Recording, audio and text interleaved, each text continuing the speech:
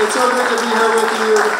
Thank you for coming together tonight. I see so many familiar faces and a lot of people I'm sure I'll get to know over the coming days. I'm Andrew Yang. I'm running for president in 2020.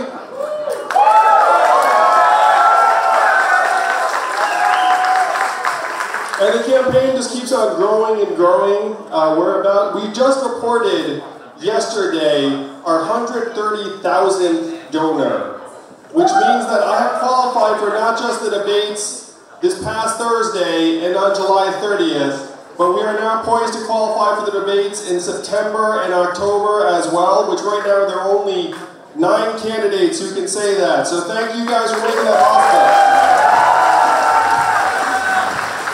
Yeah, it's been so fun. I know 24 people are running for president, and right now CNN has me at number 9.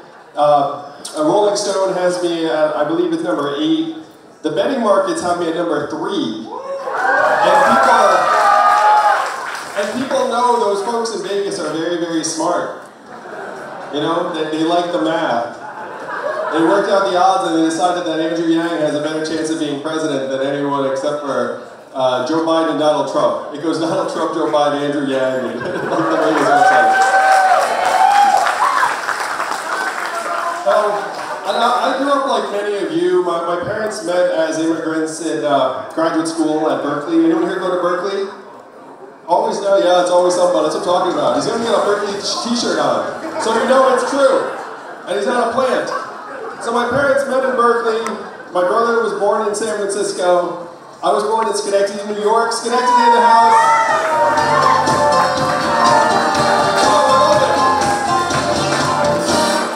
There's a Schenectady freaking soundtrack that busted out. That's never happened to me in my life. To say my hometown and then like a song starts playing. So I was born in Schenectady, New York. I then moved down to Westchester County. I bet there's some Westchester people here, right? Yeah. So I grew up, well, it's a Westchester theme song too.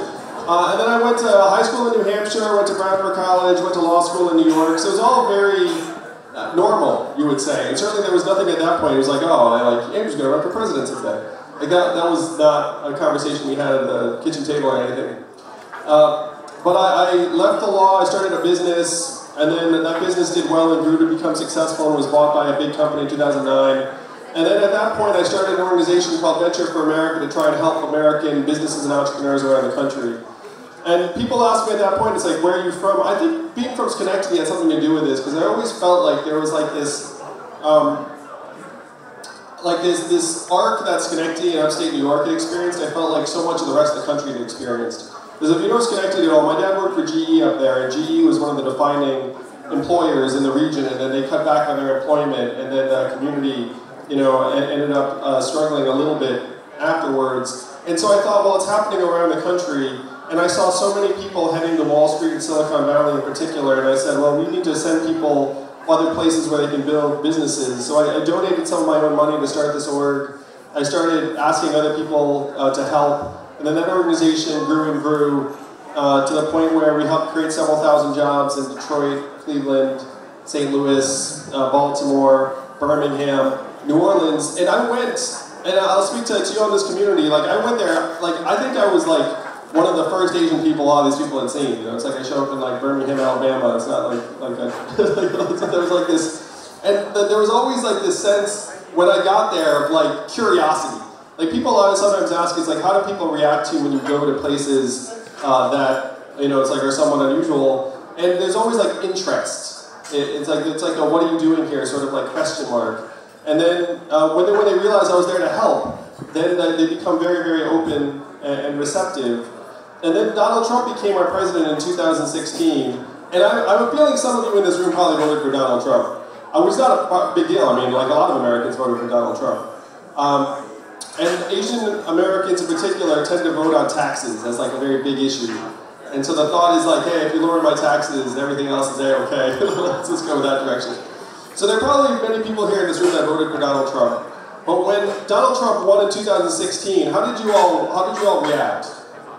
Awful!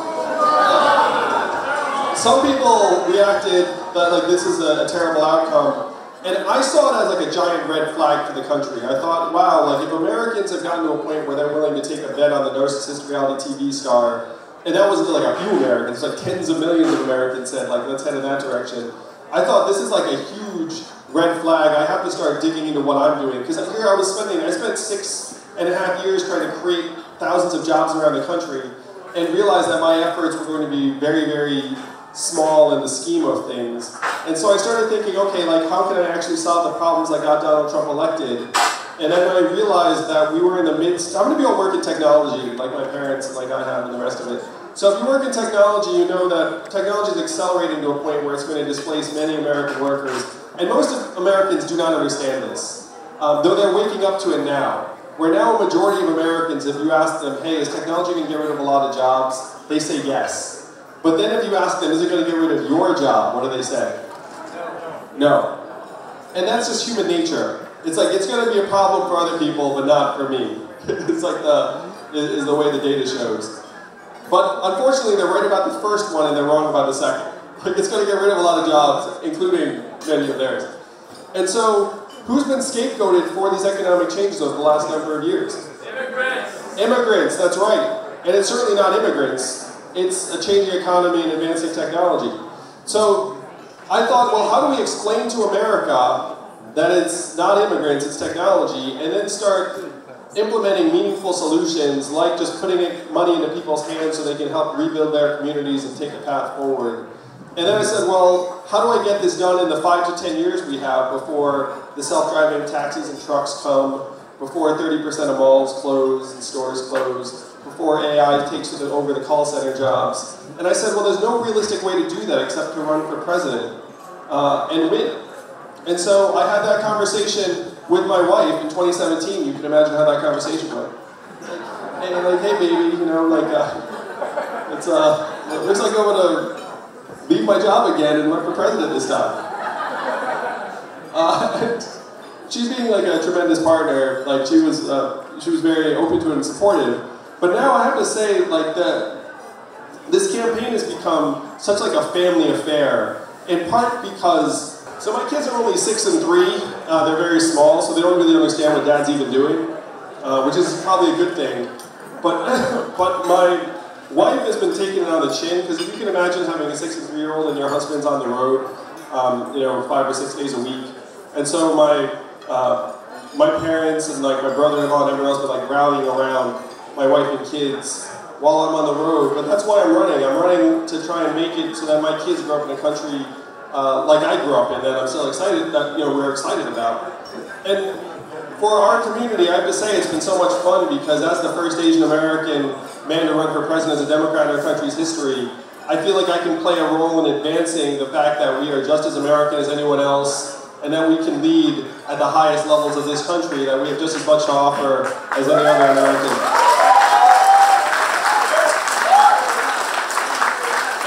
And so as the campaign has grown, like my wife has seen the effect the campaign has had on other people in our community, and she's like so excited about it, which is something we never could have foreseen. And like when I had that conversation with her at the kitchen table. It's in part thanks to many of you here in this room who believed in me in this campaign from day one. That's why it's so great to be here with you. So what kind of stories can I tell you from the debates? Let me see. So during one of the breaks, Joe Biden comes up to me and he says, Andrew, you and I need to sit down and talk about the Fourth Industrial Revolution, because that's like a... And then he said his biggest concern is that we're going to end up getting rid of the middle class. And I looked at it, I was like, holy shit, Joe Biden gets it. That made me so happy. And I don't know how much of that he already got before he and I spent time together, because I saw him just last week in South Carolina and he heard my whole spiel. So that's the kind of thing, literally like during one of the TV breaks, he just comes up to me, we have that conversation. Like, one of the things you might not know is you actually become friendly with all of the other presidential candidates because you're in the same green rooms, in the same banquet halls, and same union halls all the time. So I have met, like, most of the candidates half a dozen times. And so some of us have each other's cell phone numbers, we like text each other about like random stuff. And there's like a shared set of, which also is something I didn't anticipate. So I have like, you know, random like anecdotes about presidential candidates, like impressions. So that's like one of the more fun things about it. The DNC debates, as you know, and I appreciated the joke, like I didn't get as much airtime as I would have liked. But I have to say there's been this like massive level of interest in the campaign where we got over 10,000 donations just in the 48 hours since the debate. I got over 100,000 Twitter followers, apparently more than any other candidate, like, since the debate. Like, this is where you know the interest is strong. My book shot to the top of the Amazon charts. Like, so it's like, wow, people were so interested, they actually bought my book. I love that level. So I'm reading, like, what Americans are reading. So even though I got this much airtime, like, the interest level shot up. And so we've got 3 more debates, and I'm going to have this much airtime. And by the time the 3rd or 4th debate rolls around, the field's going to shrink. And so instead of a stage of 10, it might be a stage of 5 or 6. So I'm going to get twice as much airtime. We're going to have a long way to go. And we can make the case to the American people that we can advance our way of life. We can start looking out for folks from the ground up, from people up, and we can fix the problems that got Donald Trump elected and move our society forward. So we'd love to take questions from you all. Thank you so much for being here tonight. I love you guys. Oh, it's the end again. It was beautiful. Hey, my friend's got a question. Let's give this a shot. Hi. There's a little bit of music. Can I get a one last question? I got a special thing for you. Oh, really? Yes, yes, yes. On behalf of the young guns, I really appreciate our community gave Andrew plenty of mic time and air time. And I have a special gift on behalf of the young guns, and I hope you like it. And you'll be well prepared for the next debate. Oh, it's a really nice tie. And it's a pre-time. What's the character? What's the character right? With your microphone as well. Oh, it's my own It says microphone. Andrew's name in Chinese, right?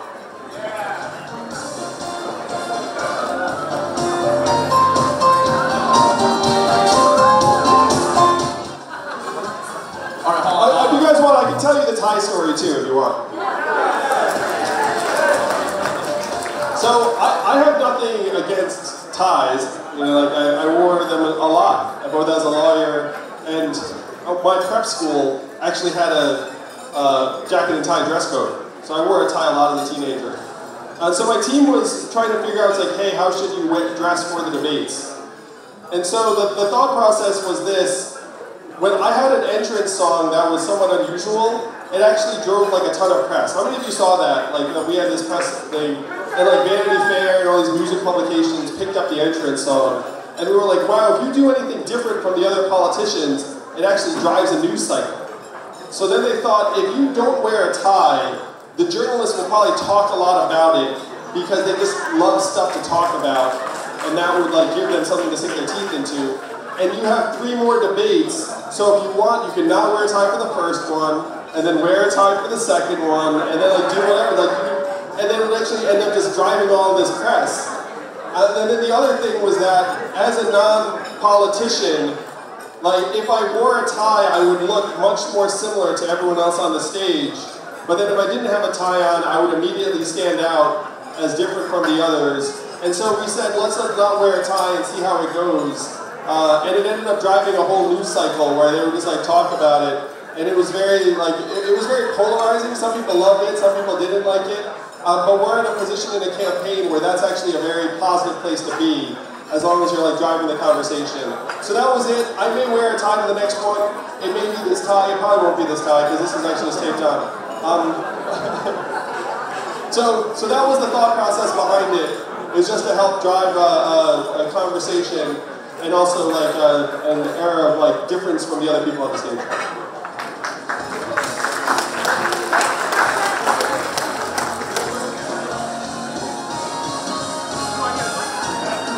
Hi Andrew, we have another gift for you, another gift surprise. Let's welcome Shirley Tan and her husband. The road is pouring for you, Shirley Tan and Mike.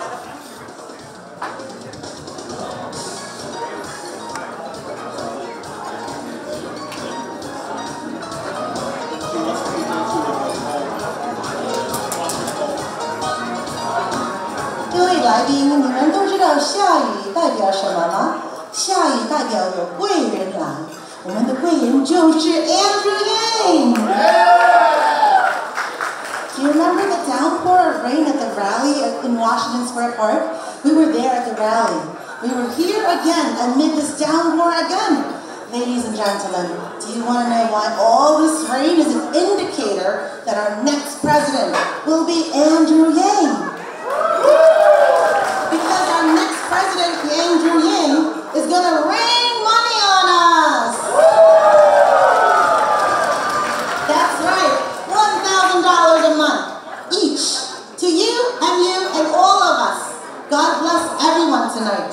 We were so inspired by Andrew Yang that right after the rally in Washington Square Park, despite it raining buckets of rain, my husband Michael Hahn and I, Shirley Tan, wrote an acrostic poem for our next president, Andrew Yang.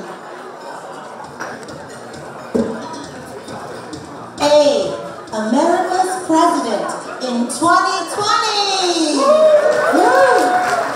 N, noble universal basic income. D, daring freedom dividend.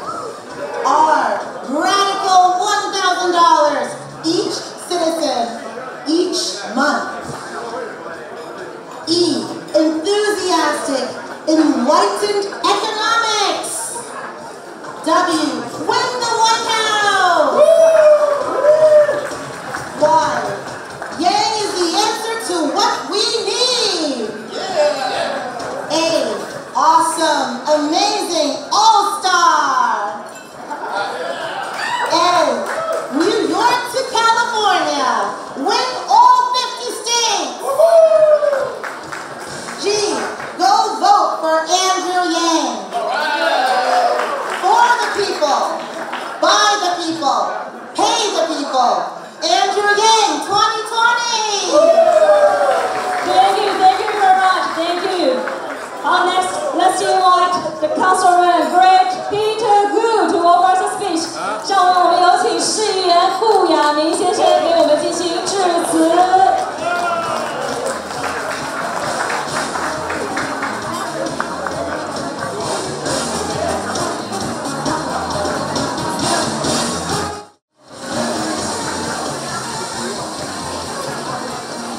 Hi, good evening everyone. Are you excited? First time we have a presidential candidate in Flushing. No presidential candidate come here before, so we want to thank Andrew Yang, presidential candidate 2020, to come to Flushing to meet all of us. I'm City Councilman Peter Gu. I've been in office for a long time. 10 years now, so I know a little bit about local politics. So we are here to support Andrew Yang to be our next presidential Democratic candidate, right? We hope he will win the primary. He will. Yeah. It's not easy. It's not just talk. We have to do something, right? Every one of you have to gather your friends, your relatives. If they are citizens, they haven't registered yet, ask them to register to vote, because the primary is coming soon. So we want to make sure we have a good turnout and show to mainstream America that we have the count, we have the people, we will win. So, ladies and gentlemen, I hope, and we know, right? Andrew Yang will win the election, the primary, but he needs everyone's support. So, will every one of you promise me this? Let's vote in the primary. Let's each one of you get 10, 20 people register to vote very soon. He still has to answer a lot of questions, so I'm going to stop here. Thank you very much, everyone. 大家好。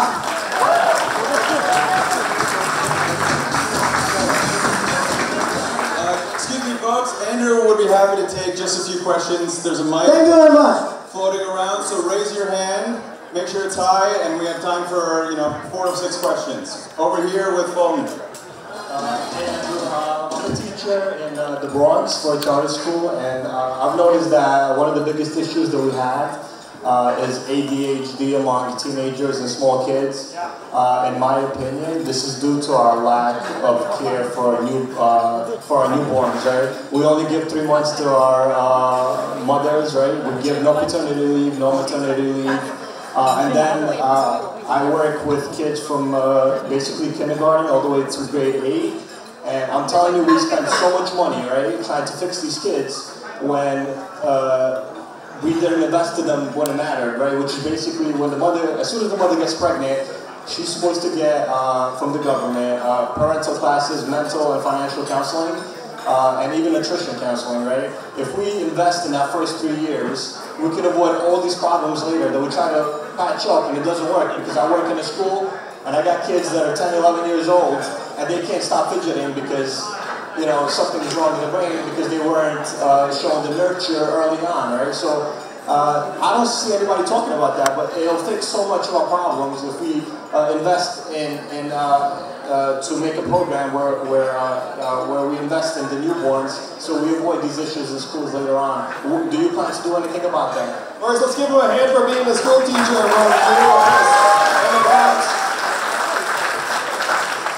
I could not agree with you more on so many levels. So my 6-year-old's on the autism spectrum, which is somewhat related to ADHD, and I have a feeling that most of the ADHD kids you see are boys. I'm just gonna guess. Yeah, because it is an epidemic among boys in particular. Like, I think the last numbers I saw, something like 1 out of 16 boys in America. And you're right that we don't support moms enough. So we're one of only 4 countries that doesn't have paid family leave. It's the United States, Swaziland, Papua New Guinea, and Lesotho. That's the whole list. That's not a list you want to be on. So we need to have paid family leave for mothers and fathers.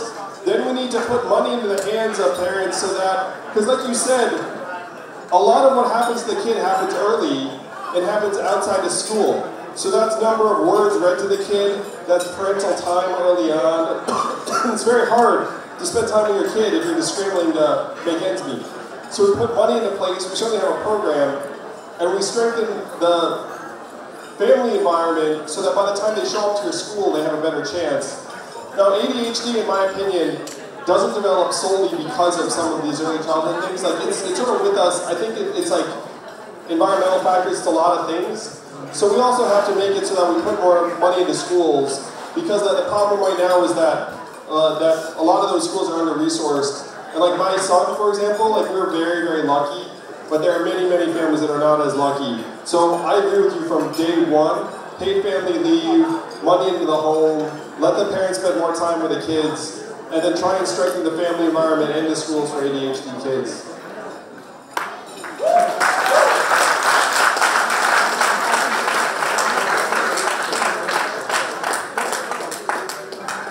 Andrew, just apparently, right before the event, my daughter was playing this video from the Breakfast Club. And I just learned you are actually one of the supporters for legalization of marijuana. Why is that? Recreational marijuana. Yeah. So the question is about legalizing marijuana. Now, I'm on the record saying that I'm not a heavy marijuana user myself, but the criminalization of marijuana ends up being very unevenly administered, where we end up being quite racist about it and just prosecuting black men for marijuana-related crimes and no one else. And at this point, marijuana is legal for medical and even recreational use in some parts of the country. And so at this point, you have to look and say, like, is this the legal treatment we want? And what are the costs and benefits of decriminalizing it? Now, the first thing is that decriminalizing is not the same as not regulating. Like, tobacco is legal, but you can't sell tobacco to 10-year-olds. You can't have tobacco on, like, X-rated school.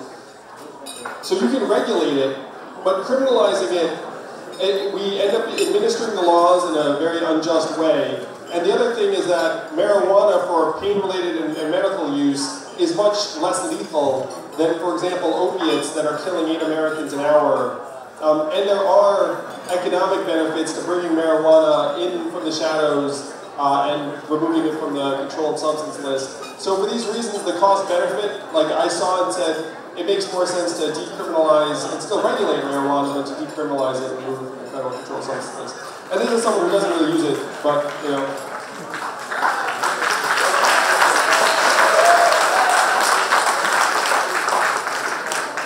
And then I also said I would pardon everyone who's in jail for a nonviolent marijuana-related offense on April 20th, 2021.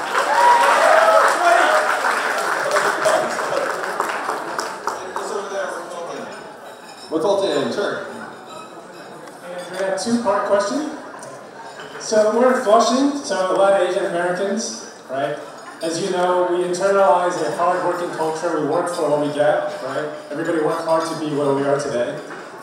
And that's why I find out most of my friends, most of my circle, the Asians hate the freedom dividend because they feel that we're giving people something for doing nothing. So what do you say to these potential Asian American voters who are against the freedom dividend for that reason? Oh, thank you for talking to your friends about it. And that's not, your friends are quite normal, and that many people, Asian and non-Asian, react like, oh, money for nothing, it's gonna make people lazy, it's gonna like cause all these problems. So, what I would say to them is that, and you'd say like this is studies, that money doesn't actually change anyone's work habits. If you were lazy before, you're gonna be lazy still, probably. And if you're hardworking before, you're going to be hardworking after. There are only 2 groups of people that work less if you give them some extra money. New mothers who spend more time with their kids, and teenagers who spend more time in school. Everyone else's work level is the same. And so if we put this money in people's hands, like it ends up making it so that they'll have some kind of, you know, at least foundation. And one thing you might say to your friends that they might like is that about half of Americans are currently receiving direct support from the government in various ways already, but those programs generally have negative incentive structures where if you do better, then you get less. And so there are some people, as an example, I had a friend whose sister was on disability. She was afraid to even volunteer in her community because she was afraid if she got identified as being able, then they would take away her disability. And so if she was getting $1,000 unconditional, then she could volunteer and it'd be fine. And so you're like improving the incentive structures for people who are currently receiving benefits, which is approximately half of all Americans if you include like you know, retirement programs and everything else. So you can tell your friends, look, like it's not going to change anyone's work habits. It improves incentive structures. It's going to give people a foundation and then create like better pathways for it. Hopefully that'll work. And if that doesn't work, just tell them I'm Asian. We've got time for one more question. I think so. He had his hand up. Actually, but he had his hand up originally, and so I just felt so bad. You know, it's just an early bird thing. You know, it's like you're like on the spot. Sure. Thanks, Andrew. So I was one of the 7 people at 2 in the morning that started Let Yang Speak. I was in the audience with the standing ovation. I was there before Joe Rogan Experience. 各位朋友，我们可以别录一下吗？可以撤掉吗？我想说点真话，可以。要是你现在正在录，可以别录吗？我就是想说点真话。That's fine. Then that's business. I saw how devastated you were after the debate. I saw that you were up all night, still on Twitter, and I want you to know that I went through the same experience of embarrassment for you and then outrage once I found out what happened. And I was there on the Reddit threads, the Twitter threads, and the Facebook threads of people saying, why isn't he interrupting? Why isn't he asking a question? And as someone who's been trying to ask a question for the last 10 minutes, I have a lot more empathy for how difficult it is. And I have two questions. Number one, I posted across all of the Yang Gang social media, if Andrew started a podcast called Let Yang Speak, and did the first episode where he did a director's commentary and answered every question that was asked the night of his debate in the style of the first night Twitter feed where he talked about the little step that people get and all the little inside fun facts, control the narrative rather than the Washington Post writing your tweets as your press secretary. And second, and I'll stop here, what I wish you had said, and when I asked people, would you pay a recurring subscription for that? Thousands of people said they would pay at least $10, up to $100. The last thing I'll say, and then I'll stop. What I wish you would say when people keep asking you, how will you pay for the freedom dividend, is this. We are already paying for it. We are in the wealthiest nation in the history of the world. And for the last 3 years, our life expectancy has fallen in a way that it hasn't in 100 years.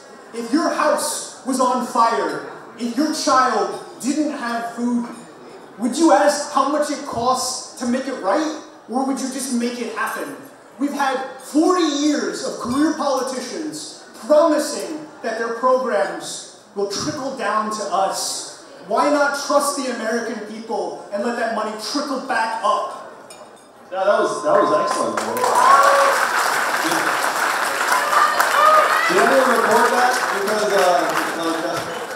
Because that was definitely debate worthy. That was freaking incredible. So yeah, like thank you for both of those. I love the idea of a podcast or like just a produced narrative. And we actually been messing around with the team, like the thought of just like a debate commentary, just being like, hey, let's say this. So that's a genius idea, and your answer is outstanding. It actually makes me think, like, wow, why didn't I say that? Here to be a pro bono copywriter for the campaign. I'm a litigator and a former recruiter for Goldman Sachs. Yeah, for sure, man. Just come on over and let's trade info afterwards. And thank you for being such an OG. At like the, again, pre-Rogan, Colbert show, like everything else. Like, because, I mean, you have been there from the foundation, man. I really appreciate it. I've been there since I read Smart People Should Build Things. Wow. Because I completely agree with you that there are 6 roles that, if you're at a party like this, that any American Chinese parent would be like, oh, your kid went to NYU Law? He was at Kaohsiung. Like, that's impressive, right? And what you realize when you have won the meritocracy is that there's nothing at the end of it. You don't want to win that game, and when someone else benefits, you don't lose. Well, man, you definitely have a future as a Yang Gang copywriter. Thank you so much.